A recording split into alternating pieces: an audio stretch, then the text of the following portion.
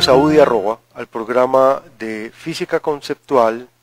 En nuestro primer capítulo sobre el nacimiento de la astronomía vamos a estudiar en el cuarto módulo las leyes de Kepler. Al terminar este módulo, el estudiante estará en capacidad de dar respuesta o investigar la solución a las siguientes preguntas.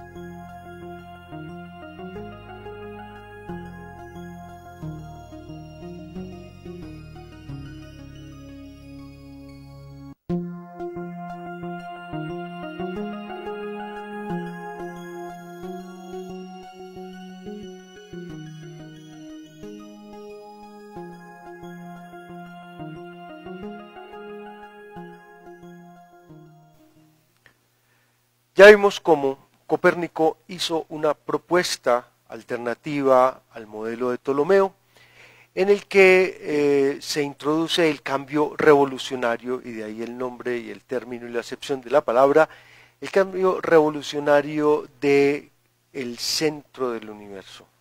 Sin embargo, el modelo de Copérnico no fue universal e inmediatamente aceptado, sino que por el contrario, el modelo recibió fuertes objeciones.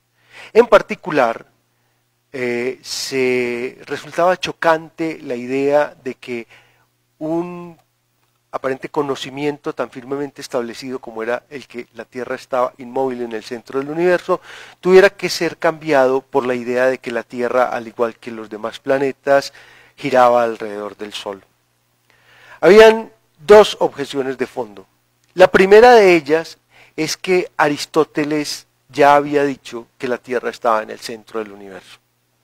La filosofía aristotélica había sido incorporada a la doctrina de la Iglesia por el trabajo, por la obra de Santo Tomás de Aquino en el siglo XIII, el padre de la escolástica, quien asumió el aristotelismo como la piedra central, la base del escolasticismo, hasta el punto de que cuestionar la autoridad de Aristóteles en cualquier tema en que él se hubiera pronunciado era hasta cierto punto cuestionar la autoridad de la Iglesia. Entonces, esto ya hacía desde el principio difícil la aceptación del sistema copernicano. Adicionalmente, y para tener argumentos en contra de la aceptación de este modelo, se esgrimía el argumento de la razón natural, el argumento intuitivo de que el movimiento no se siente. Y entonces tenemos que tener en cuenta que Aristóteles ha concebido el movimiento, o ha mejor sistematizado la concepción del movimiento del sentido común a partir de una idea fundamental. Si algo se mueve es porque algo lo mueve. Para que un cuerpo como la Tierra pudiera moverse, sería necesario que actuaran sobre la Tierra fuerzas descomunales y sin embargo no hay ninguna evidencia de esa fuerza. Habían otros argumentos muy poderosos en contra del movimiento de la Tierra, como es el argumento de los cocos. Veamos en este presentador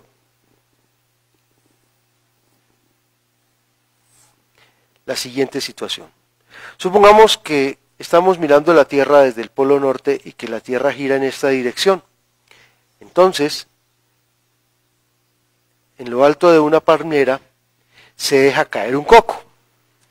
La idea es, en la medida en que el coco vaya cayendo, pues la Tierra sencillamente se va a ir desplazando, la Tierra va a ir girando, entonces se esperaría que el coco describiera una trayectoria de este tipo. Un cálculo sencillo nos puede mostrar que un coco cae desde una palmera de 5 metros aproximadamente en un segundo. Si calculamos la velocidad de un punto movimiento de la Tierra sobre el ecuador en su giro alrededor del eje terrestre, pues es aproximadamente unos 400 metros por segundo, y entonces tendríamos que un coco al caer de una palmera debería caer aproximadamente a 400 metros de la palmera, y como ese tipo de cosas no se observan, se llegaba a la conclusión: la Tierra está quieta. Adicionalmente se pensaba, si la Tierra estuviera en movimiento, entonces las nubes tendrían que desplazarse a través de vientos huracanados con velocidades como las que acabamos de mencionar hacia el oeste. Pero eso tampoco se observaba y la conclusión siempre era: entonces la Tierra no puede estar en movimiento. Ante esto, ante argumentos como este, Copérnico respondía que todo acompaña a la Tierra porque ese es básicamente su movimiento natural. La no aceptación del modelo de Copérnico llevó a alguno de los más grandes astrónomos de la época, a Tycho Brahe, a proponer un modelo alternativo. Miremos esta gráfica. En el modelo que propone Tycho Brahe, todos los planetas giran alrededor del Sol: Mercurio, Venus, Marte, Júpiter y Saturno. Pero el Sol gira alrededor de la Tierra al igual que la Luna. Entonces podemos apreciar que en el modelo de Tycho Brahe hay una equivalencia desde el punto de vista cinemático, desde el punto de vista de la descripción del movimiento, entre su modelo y el modelo de Copérnico. En particular, las fases de Venus serían idénticas, predichas por el modelo de Tycho Brahe o por el modelo de Copérnico. Se dice que los grandes argumentos de Tycho Brahe contra el modelo copernicano eran argumentos bastante ruidosos.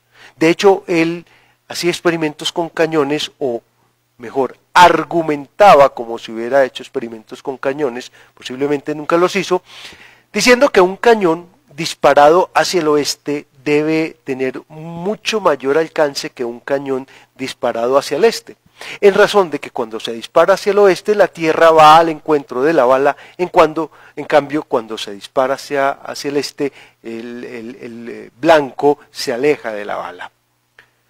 Posiblemente Tycho nunca hizo este tipo de experimentos. En todo caso, si nosotros pensamos en los cañones de que se disponía en el siglo XV y en el siglo XVI, eran cañones de un alcance muy limitado. Eran cañones de un alcance del orden de cientos de metros. Además, eran aparatos de una tremenda imprecisión técnica. Difícilmente podían repetir el mismo disparo dos veces de la misma manera. Se podría pensar que por temor a la interdicción religiosa o bien por sus propias convicciones, Tycho no quiso aceptar el modelo de Copérnico y quiso poner a punto su propio modelo. Tycho Brahe es un personaje muy singular porque era uno de los pocos hombres de procedencia noble que se había dedicado a algo que en esa época no tenía mucho reconocimiento social, que eran las matemáticas y la astronomía, que se veían como actividades de categoría muy secundaria. Sin embargo, se dice que alguna vez Tycho, impresionado por la imprecisión de los astrónomos de la época, que erraron por más de 15 días en la predicción de un eclipse, se dedicó él mismo al estudio de la astronomía. Logró el apoyo oficial, el apoyo de su monarca, construyó un gran observatorio astronómico donde se dedicó a hacer un cuidadoso seguimiento del movimiento de los astros y logró acumular una fortuna astronómica representada en una gran cantidad de datos astronómicos de muy buena precisión, con los cuales quería demostrar la bondad de su propio modelo. Sin embargo, las limitadas capacidades matemáticas de Tycho lo llevaron a buscar el apoyo de quien sí fue el gran astrónomo de su época, Johannes Kepler. Johannes Kepler, astrónomo alemán, inicialmente luterano, y rápidamente convertido al copernicanismo, era una persona de formación pitagórica. Como buen pitagórico había aceptado muy rápidamente permite la posibilidad de un modelo astronómico basado en el Sol. Pero también, siguiendo las ideas pitagóricas, Kepler pensaba que todo el universo está construido realizando un plan matemático de tal forma que, como pensaban los pitagóricos, se puede a través de las matemáticas conocer el plano, el designio divino, y de alguna manera el universo como todo un conjunto estaría regido por leyes matemáticas que Kepler trató de buscar. Kepler hizo importantes intentos en relacionar, por ejemplo, el número de los planetas, que eran 6, incluyendo a la Tierra, los vistos hasta los que se podían ver con el ojo desnudo en la época. Este número 6 trató de relacionarlo con el mágico número 5 a partir del hecho de que los pitagóricos también habían descubierto de que solo hay 5 sólidos geométricos, 5 sólidos perfectos, que son los sólidos pitagóricos, el tetraedro, el cubo, el icosaedro, el dodecaedro y el hectaedro. Y entonces Kepler trató de inscribir y circunscribir las órbitas planetarias, lo logró de una manera muy forzada y creyó haber hecho un gran descubrimiento. Kepler terminó trabajando con Tycho Brahe, cada uno con intereses muy diferentes, y a la muerte de Tycho, Kepler pudo conservar este valioso tesoro de observaciones astronómicas con los cuales se dedicó a poner a punto el sistema copernicano. Sin embargo, en sus mejores intentos, Kepler descubrió que el modelo copernicano siempre producía errores que no se podían explicar como errores de observación. Por decir algo, si los datos astronómicos de Tycho Brahe tenían una precisión de 2 minutos de arco, los errores que se predecía con el modelo de Copérnico eran del orden de 6 minutos de arco. O sea, no se puede decir que sea un error de observación, sino que hay un error sistemático. Durante años, Kepler trabajó en el planeta Marte, que era aquel cuya órbita era mejor conocida, y en un acto de desespero, tratando de cuadrar los datos, acomodó la órbita Marte a una trayectoria ovoide y los datos cuadraron mejor. Pero cuando la acomodó a una trayectoria elíptica, la correlación entre los datos astronómicos y el modelo fue extraordinario, y de esta manera apareció la primera ley universal que podemos contar en la historia de la ciencia, la primera ley de Kepler. Veamos esta gráfica donde ilustramos la ley de Kepler. De acuerdo con Kepler, los planetas recorren órbitas elípticas en uno de cuyos focos está el Sol. La elipse, me voy a referir a una gráfica. La elipse es una figura geométrica que se puede construir a partir de un artilugio muy sencillo, que es fijar los extremos de un cordel y después recorrer todos los puntos posibles con el cordel extendido. Cada uno de los puntos fijos se denomina foco y la figura se denomina elipse. Gracias al conocimiento que tenía Kepler de las figuras cónicas, así llamadas porque resultan de la intersección, miremos la gráfica, la intersección de un cono con un plano. El cono es la figura geométrica que resulta cuando una línea que se llama la generatriz rota alrededor de un eje. Entonces, si el cono lo intersectamos con un plano y con un plano que es perpendicular al eje, vamos a obtener esta figura que es la circunferencia. Si el plano se inclina un poco, entonces la figura que se obtiene es la elipse. Si el plano es paralelo a uno de los lados del cono, entonces vamos a tener una figura que es la parábola, y si el plano es paralelo al eje del cono, obtenemos esta figura que se llama la hipérbola. Entonces, las 4 posibles figuras cónicas son las diferentes realizaciones del mismo hecho geométrico, y esto es muy importante de destacar. Un solo hecho geométrico, la intersección de un cono y un plano, conduce a 4 figuras geométricas que fueron muy estudiadas en Alejandría por el matemático Menegmo, por Teón y muy probablemente por su hija Hipatia. Entonces las propiedades de las cónicas fueron conocidas por Kepler gracias a su estudio de las matemáticas y de la geometría alejandrina. Entonces el legado de Alejandría que se redescubrió en Europa en la época del Renacimiento iba a tener su impacto directo en la astronomía al brindar la posibilidad de adscribir una órbita planetaria diferente de las órbitas circulares. Seguramente que Copérnico dio un paso gigantesco al pretender cambiar el centro del universo, quitar la Tierra de ese lugar privilegiado y poner ahí el Sol.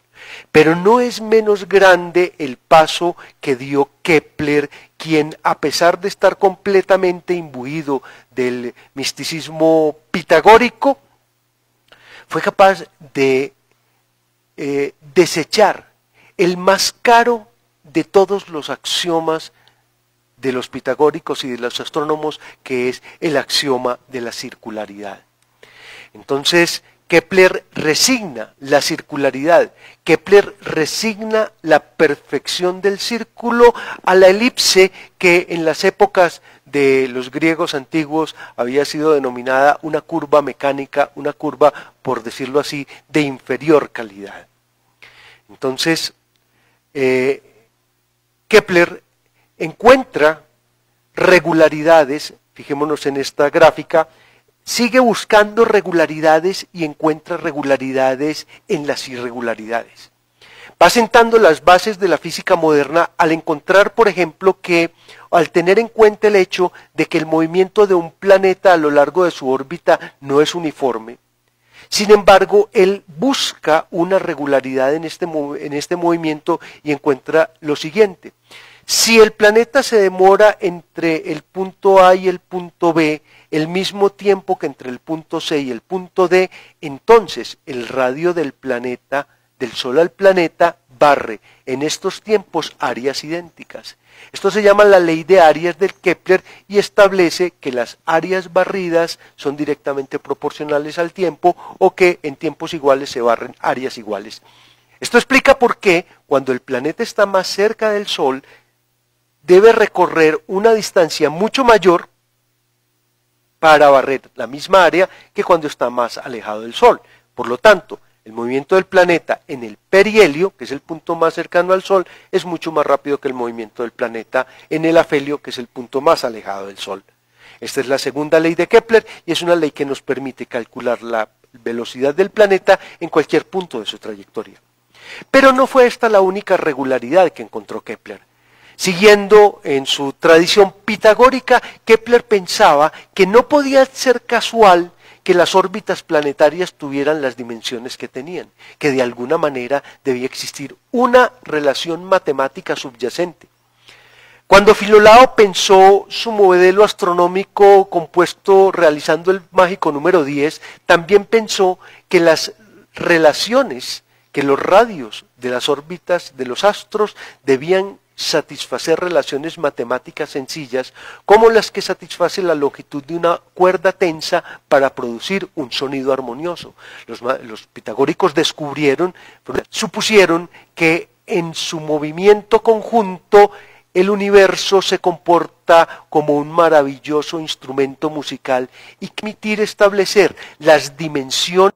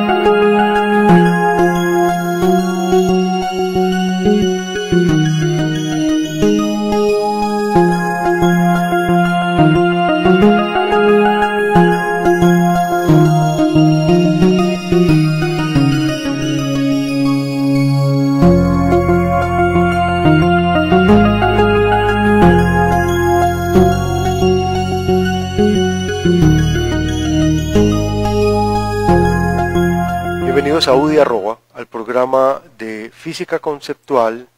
En nuestro primer capítulo sobre el nacimiento de la astronomía vamos a estudiar en el cuarto módulo las leyes de Kepler. Al terminar este módulo, el estudiante estará en capacidad de dar respuesta o investigar la solución a las siguientes preguntas.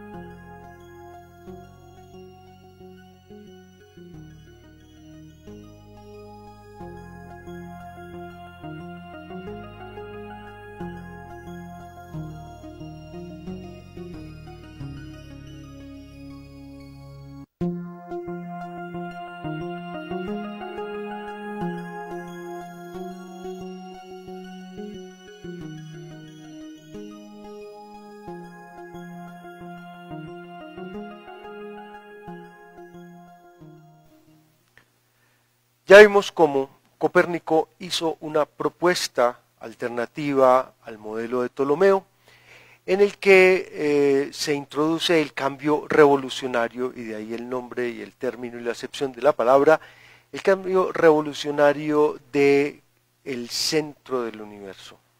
Sin embargo, el modelo de Copérnico no fue